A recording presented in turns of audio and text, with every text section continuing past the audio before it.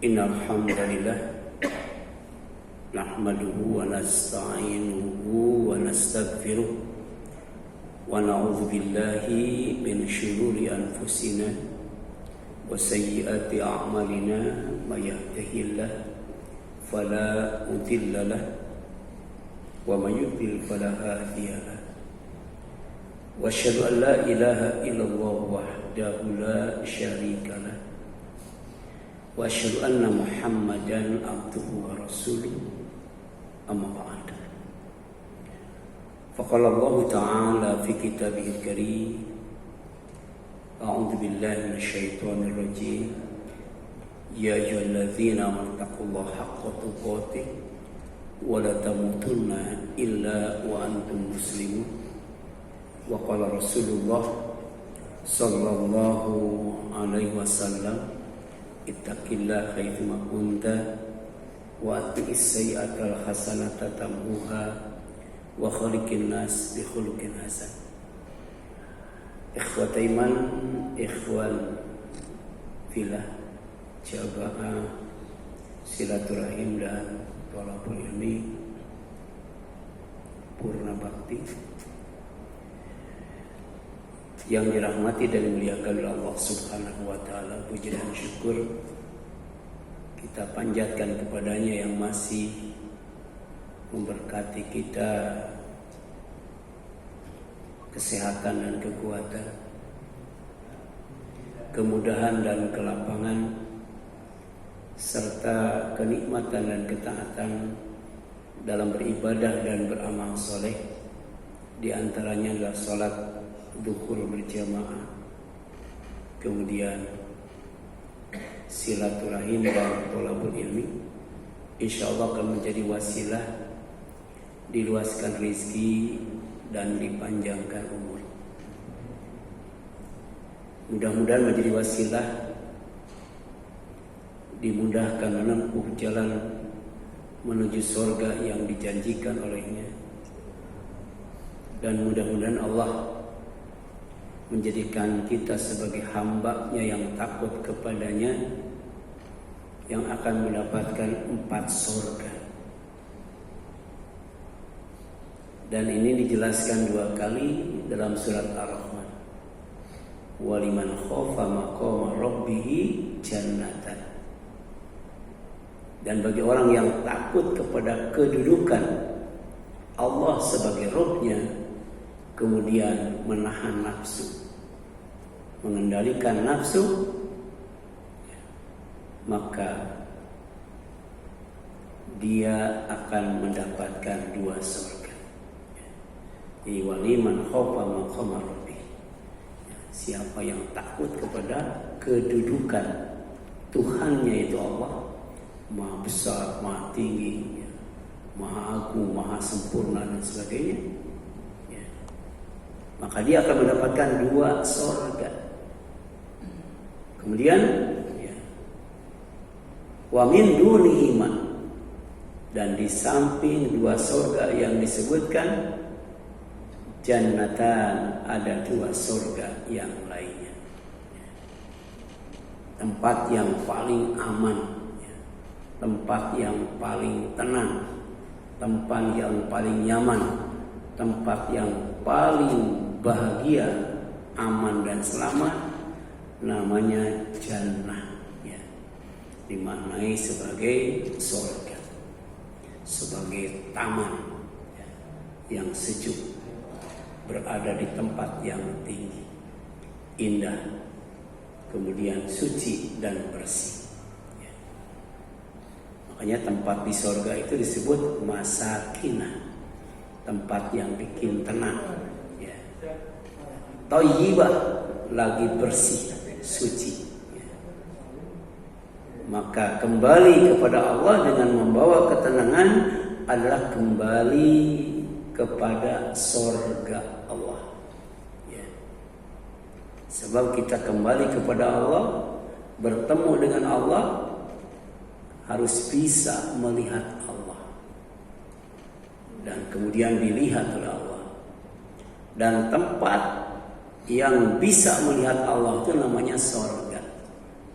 melihatnya tidak usah berdesak-desakan, seperti melihat bulan purnama. Kembali kepada Allah dengan membawa ketenangan, ya, mengingatkan kepada kita bahwa kita hidup di dunia ini cuma menetap sementara.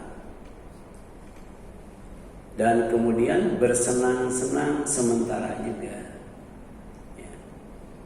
Walakum fil ardi mustaqar wa mata'un ilahin, kata Allah.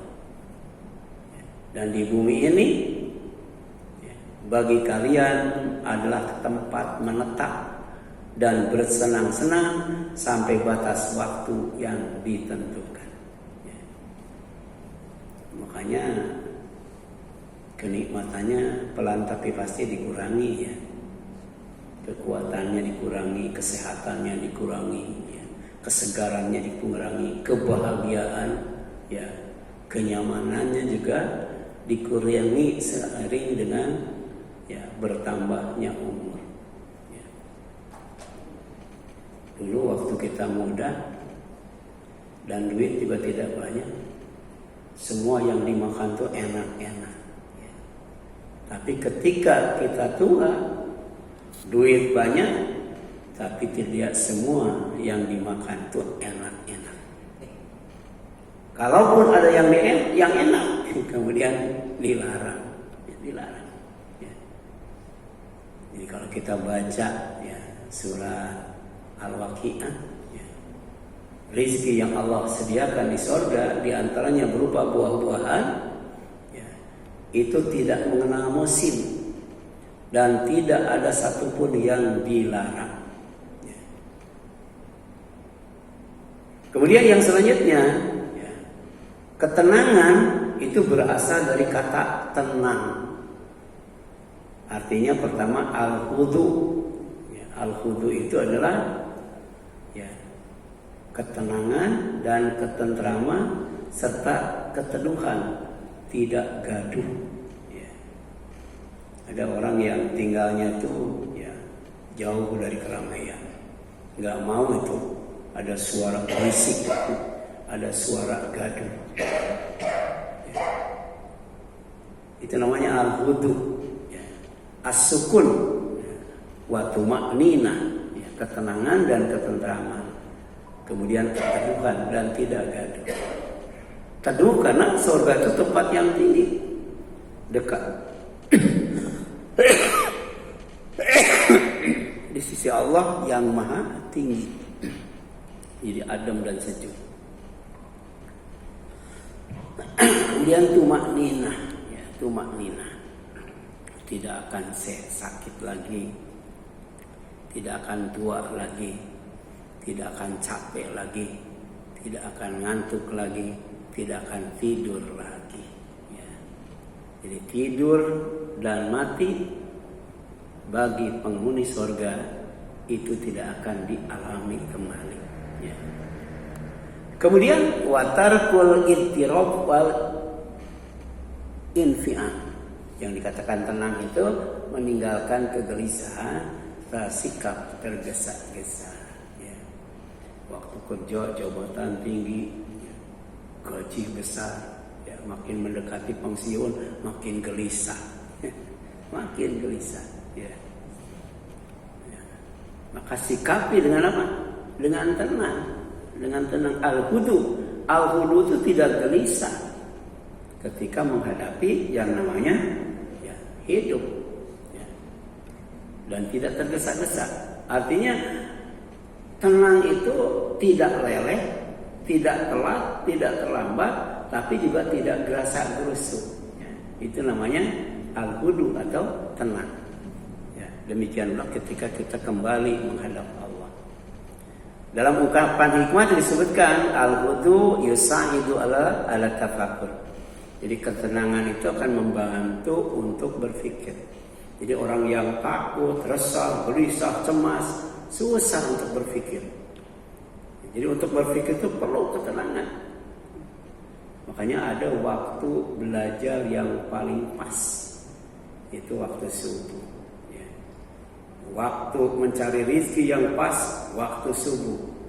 Demikian pula waktu untuk beribadah dan beramal soleh itu waktu subuh. Itu diingatkan lewat doa, Allahumma inni as'aluka ilman nafi'a wa rizqan thayyiban wa amalan taqabbala. Jadi setelah salat subuh berzikir, ya, istighfar, jangan lupa ya, berdoa, ya Allah aku mohon kepadamu ilmu yang bermanfaat. Ya. Kemudian apa? Rizki yang baik. Kemudian amal yang diterima. Jadi waktu subuh itu erat kaitannya dengan ilmu, erat kaitannya dengan rizki, dan erat kaitannya dengan amal. Ya. Kemudian yang selanjutnya, al-hudu nisful hikmah. Ketenangan itu adalah separuh dari kebijakan.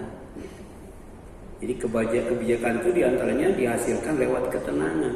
Demikian pula ya, berpikir itu dibantu dengan suasana yang tenang. Waktu subuh itu tenang banget ya. Demikian pula sholat, yang paling tenang itu sholat malam. Karena malam itu dijadikan sebagai waktu yang tenang. Ya, demikian pula baca Al-Quran. Itu waktu yang tepat itu adalah malam. Tidur juga yang paling tenang adalah malam. Jadi walaupun lama, tidur malam itu nggak terasa. Beda dengan siang. Siang itu kadang-kadang 2 jam itu udah pening gitu. Ya, udah pegal, udah capek. Ya. Kemudian al-waqar. Ya. Jadi tenang itu artinya al-waqar. Apa al-waqar itu? Ya, as-sukun, yaitu ketenangan. Ya. Warazana, kewibawaan. Orang yang tenang itu insya Allah berwibawa. Ya, berwibawa. Bukan hanya cerdas. Ya. Kemudian wahaibah, disegani, terhormat, mulia dan agung. Ini perlu tuh, ya. Namanya al-waqar. Kalau tadi apa? Al-hudu. Ya. Kemudian ma'ahusnil adab wa tawadu. Walaupun dia pintar, kaya, cerdas, ya, tapi tetap dia sopan dan santun. Ya, tidak tinggi hati, tapi rendah hati. Dan ini diingatkan oleh Allah ketika menyebutkan salah satu ciri hambanya yang akan mendapatkan rahmat Allah, bahagia di dunia, ya, kemudian mendapatkan surga di akhirat. Wa ibadur rahman, dan hamba-hamba Allah yang maha pengasih itu alladzina yamshuna 'alal ardi hauna, yaitu orang-orang yang berjalan di bumi dengan tenang dan rendah hati kepada manusia. Manusia suka, senang, cinta sama orang yang rendah hati. Kalau kepada Allah rendah diri. Ya. Makanya menghormati manusia tidak boleh lebih daripada ruku. Sedangkan menghormati Allah pada saat sujud. Pada saat sujud. Jadi dengan sujud insya Allah kita tenang. Dengan ruku kita akan tenang. Dengan menghormati sesama manusia juga hidup akan tenang. Ya. Membuahkan cinta dan kasih sayang. Ya. Kemudian yang selanjutnya sabda Nabi SAW. Idza ataitum as-salata fa'alaikum bis-sakinah wal waqar. Jika kalian datang untuk sholat, maka hendaklah dengan tenang dan penuh wibawa. Ya. Itu orang yang sholatnya tenang. Ya. Jadi penuh wibawa, sholatnya tenang. Ya. Walaupun sudah iqomah, tetap nggak usah lari. Ya. Walaupun sudah masbuk, nggak boleh takbiratul ihram di depan pintu kan gitu ya. Kan ada sahabat yang masbuk pas di pintu masjid ya Allahu Akbar, ditegur sama Rasul. Karena sholat itu harus apa? Harus tenang ya. Tenang, penuh wibawa ya. Tidak boleh lari itu. Al-wiqar zinatul alim wal mu'min. Karena wibawa itu, ketenangan itu adalah perhiasan sesuatu yang indah dan menarik yang ada pada orang yang berilmu dan orang yang beriman. Ya. Nah, ciri orang yang beriman itu dia punya yang namanya al-waqa, tenang dan berwibawa. Kemudian al-qarar. Ya, al-qarar. Al-qarar itu adalah ya, as-sabat.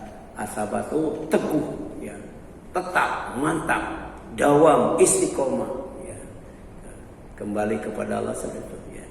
Innal ladzina qala rabbuna Allah tsumma istaqamu tatanazzalu alaihimul malaikatu alla takhafu wa la tahzanu wa abshiru bil jannati allati kuntum tu'adun. Nahnu awliyaukum fil hayati dunya wa fil akhirah. Walakum fiha ma tashtahi anfusukum walakum fiha ma tad'un. Kalau kita mantap, tetap, dawam, istiqomah, di antaranya dalam meyakini Allah sebagai Rabb, maka Allah tambah ketenangannya dengan menugaskan malaikat membersamainya, yang selalu menghiburnya pada saat sedih, melindunginya pada saat takut itu. Dan ternyata bagi orang yang punya sabat, ya, sifat yang mantap, ya, al-qarar, maka kemudian ya, malaikat juga selalu melindungi, jadi wali, jadi aulia, baik ketika hidup di dunia sampai ke akhirat. Ya. Jadi kita tidak pernah dijauhi oleh malaikat. Kita akan dekat dengan malaikat, dekat dengan Allah, dibersamai Allah, dibersamai malaikat. Itu namanya al-qarar. Al-qarar itu as-sabat, teguh. Wal istiqrar, dan stabil, tetap dan mantap. Ya. Bada taradud wal ittirab, setelah keraguan dan kegoncangan. Ya. Jadi usahakan jangan sampai hidup itu ragu. Jangan sampai ibadah itu ragu, harus yakin, mantap, stabil. Ya. Sebab di antara manusia, ya, ada yang ibadahnya itu seperti di ujung tanduk, tidak stabil. Kalau lagi bahagia, baru ibadahnya itu tenang. Tapi kalau diuji dengan sesuatu yang bikin dia sedih, maka mulai goyang itu ibadahnya itu. Ya. Ada juga yang sebaliknya. Kalau lagi susah, banyak masalah, dia sholat malam. Ketika dikeluarkan oleh masalah, dia meninggalkan sholat malamnya. Ya, seolah-olah ya, dia ya, tidak merasa bahwa ya, rasa sedih, rasa duka ya, itu adalah ya, ujian dari Allah. Ya. Dan kita harus minta dimudahkan ya, agar segera ujian itu ya, yang asalnya tidak baik diganti dengan yang lebih baik, dan menghadapinya dapat pahala. Ya, Allahumma ajirni fi musibati wa akhlif li khairan minha. Ya Allah, lindungi aku, beri aku pahala dalam menghadapi musibah. Kemudian ganti musibah yang sudah aku hadapi dengan yang lebih baik. Karena musibah itu ada dua. Pertama namanya as-sarra, musibah yang menyenangkan. Itu wajib disikapi dengan syukur. Yang kedua ad-dharra, ya, musibah yang tidak menyenangkan, wajib disikapi dengan sabar. Ya, itu menyikapi musibah dengan iman yang benar. Insya Allah mau baik mau tidak baik, buahnya adalah kebaikan. Kemudian Allah bertanya ketika berbicara tentang rahim. Rahim itu tempat yang sangat kuat, ya. Dan bayi atau janin itu ditempatkan di tiga tempat kegelapan. Dalam perut, dalam rahim, ya, dibungkus, ya, rapi. Tapi tempat itu tempat yang sangat kuat. Dan itu sudah dibuktikan oleh para embriolog, ahli embrio ya. Alam nakhluqukum mimma mahin. Bukankah kami menciptakan kamu dari air yang hina, air yang mani? Air mani, air hina, ya. Faja'alnahu fi qararin makin. Lalu kami menempatkan dalam tempat yang kokoh, yaitu rahim. Walaupun ibunya makan capek, minum air panas dan sebagainya, nggak ada pengaruhnya. Karena tempat itu benar-benar tempat yang kokoh, ya, tempat yang sangat kuat, namanya rahim, penuh dengan kasih sayang Allah. Ya, ila qadari maklum, sampai waktu yang ditentukan. Standarnya 9 bulan, ya kan? 9 bulan dalam rahim ibu, makin lama makin besar. Dan ibu sabar, ya, nggak mau menggugurkan karena kasih dan sayang. Sampai lahirlah kita sebagai manusia yang dipilih oleh Allah Subhanahu wa taala. Faqadarna fa ni'mal qadirun. Lalu kami menentukan, maka kamilah sebaik-baik yang menentukan. Jadi kelahiran kita, keberadaan kita di dalam rahim yang tempat yang kokoh itu ada kaitannya dengan takdir Allah. Ya. Kemudian ketika berbicara tentang bumi, ternyata tidak ada tempat yang cocok untuk hidup dan kehidupan manusia beserta makhluk yang lain selain dari bumi. Ya. Pokoknya tempat selain bumi tidak ada yang cocok untuk hidup, ya, manusia dan, ya, makhluk yang lainnya. Jadi oksigennya segala macam itu disiapkan sehingga mendukung untuk hidup aman dan nyaman. Dan Allah bertanya, amman ja'ala al-arda qarara. Bukankah dia Allah yang menjadikan bumi sebagai tempat menetap, ya, tempat untuk menetap. Ya. Kita udah berapa tahun? Ada yang 70 tahun, ya, 80 tahun. Saya udah 64 tahun, ya. Gitu. Bumi tenang, nyaman dan aman, ya. Allah turunkan hujan, tumbuhkan buah-buahan. Demikian Allah tancapkan gunung, ya, sehingga kita bisa tidur, bisa kerja, bisa istirahat dan sebagainya.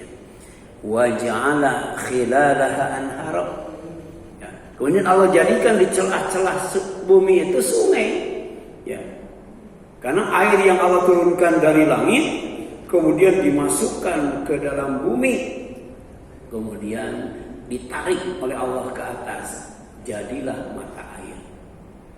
Dan supaya rizki Allah yang bernama air sebagai sumber rizki dan sumber kehidupan dinikmati oleh semua manusia di permukaan bumi, maka bukan hanya yang di atas saja yang kebagian air, ke bawah juga kebagian air, sampai berakhir di laut, kemudian dinaikkan menjadi air hujan, diturunkan lagi, demikian berulang kali. Makanya hujan itu disebut rahmat, kasih sayang Allah yang bikin manusia bahagia di dunia ini. Dan ternyata di surga juga tajri min tahtihal anhar. Banyak sungai yang mengalir dari bawah surga itu.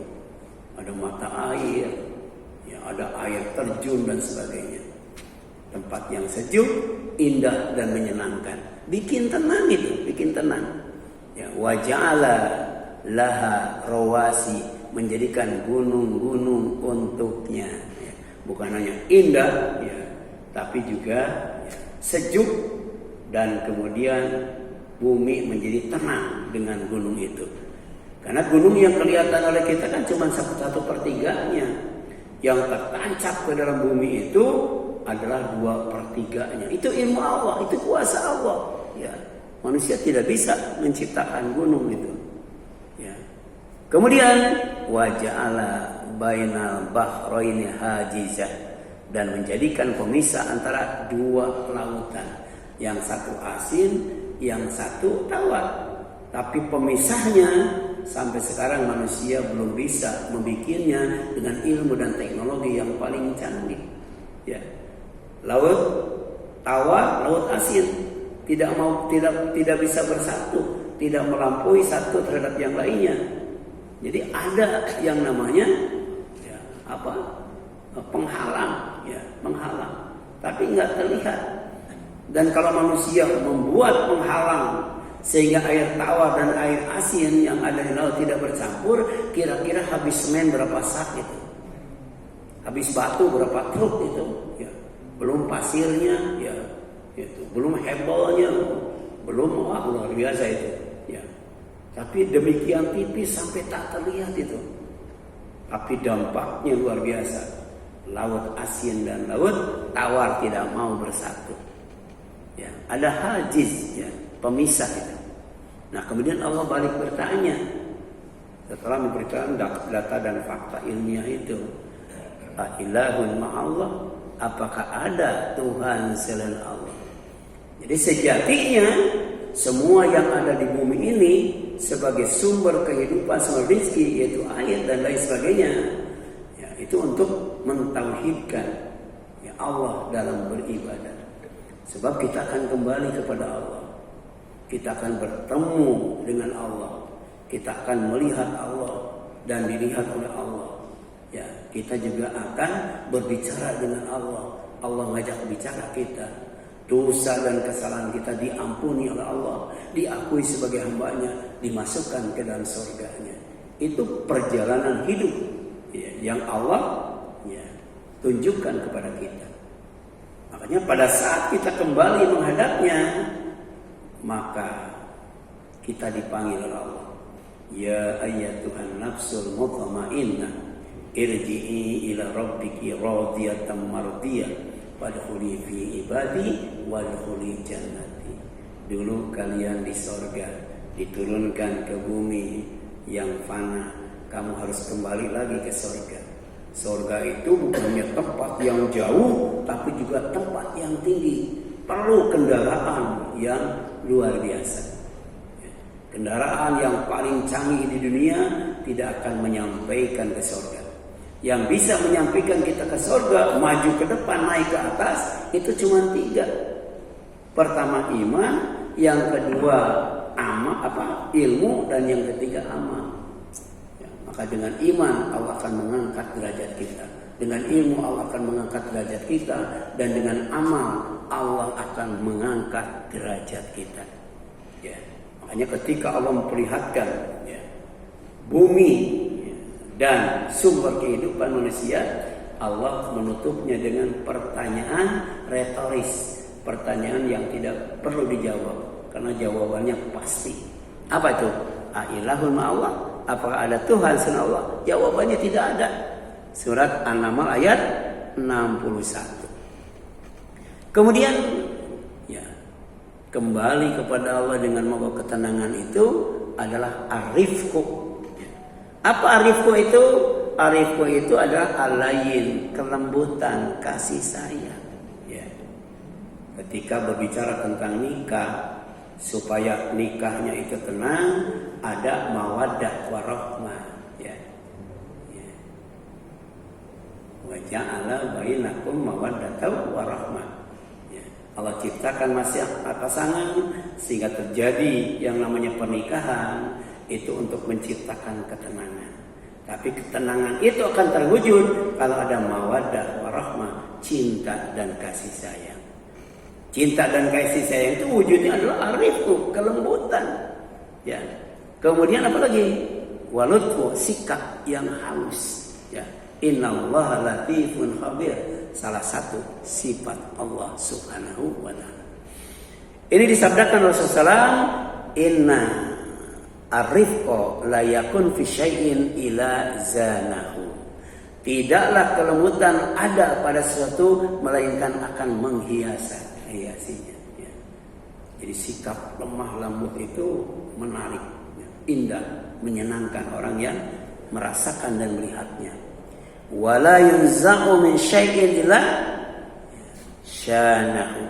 Dan tidak dicabut dari sesuatu yang namanya kelembutan itu melainkan akan membuatnya buruk. Ada orang yang keras, kasar, itu orang tidak senang itu. Ya, walaupun wajahnya cantik, wajahnya tampan, tapi kalau ucapannya kasar, nggak sopan, hilang itu kecantikan dan ketampanannya. Rupanya itu terlihat buruk dan jelek. Ya, kenapa? Karena kelembutan itu adalah ya sesuatu yang bikin menarik, menghiasi atau perhiasan. Bahkan ketika ya, berbicara tentang rahmat Allah yang diberikan kepada Rasul sehingga beliau berakhlak mulia, ya, Allah berfirman, "Wa bima rahmatin minallahi lintalahum." Maka disebabkan rahmat dari Allah, engkau berlaku lemah lembut kepada mereka. Ya. Inilah ya, risalah Rasul. Di samping mentauhidkan ya, Allah dalam ibadah juga menyempurnakan akhlak yang mulia. Di antaranya adalah arifku. Ya. Arifku zinatul akhlak. Kelembutan adalah perhiasan akhlak. Kemudian ta'amul ma'al nasi birrifqi. Ya, hendaklah ya kalian berinteraksi dengan manusia itu dengan kelembutan. Ya. Kemudian arifku miftahul qulub. Kelembutan adalah pembuka hati. Hati itu harus terbuka. Hati itu harus hidup. Hati itu harus sehat. Ya.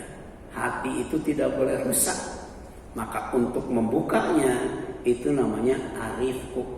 Arifku miftah. Miftah itu kunci, alat untuk membuka al-qulub, hati yang tertutup. Ya. Baca surat Al-Baqarah di awal-awal. Ada orang yang hatinya ditutup, hatinya dipatri. Ya. Bahkan ada karena amal-amal tertentu, ya hati itu bukan hanya keras, tapi kemudian jadi mati. Ya. Kemudian yang kelima, ketenangan itu adalah at-ta'anni. At-ta'anni yaitu apa? Ya, atasabut, bersikap tenang, ya. Kemudian watarawi berhati-hati, penuh bertimbangan. Ya. Makanya di samping kita diperintahkan berzikir supaya tenang, juga diperintahkan untuk berpikir, ya, berhati-hati, kemudian penuh dengan pertimbangan. Kita tidak boleh suudzon, kita wajib husnudzon. Tapi juga perlu hati-hati, mawas diri, ya. Kemudian watarku ajala fil umur, dan tidak tergesa-gesa dalam urusan ketika mengambil keputusan. Jadi Allah mensifati manusia itu dengan mencintai sesuatu yang ajala, ya. Ajala itu dengan ya disebut dunia itu ajala, ya. Sedangkan akhirat ya tidak bisa didapat dengan namanya al-ajala. At-ta'ani min Allah. Ketenangan itu datangnya dari Allah. Wal ajala serta tergesa-gesa minasyaiton, datangnya dari syaitan.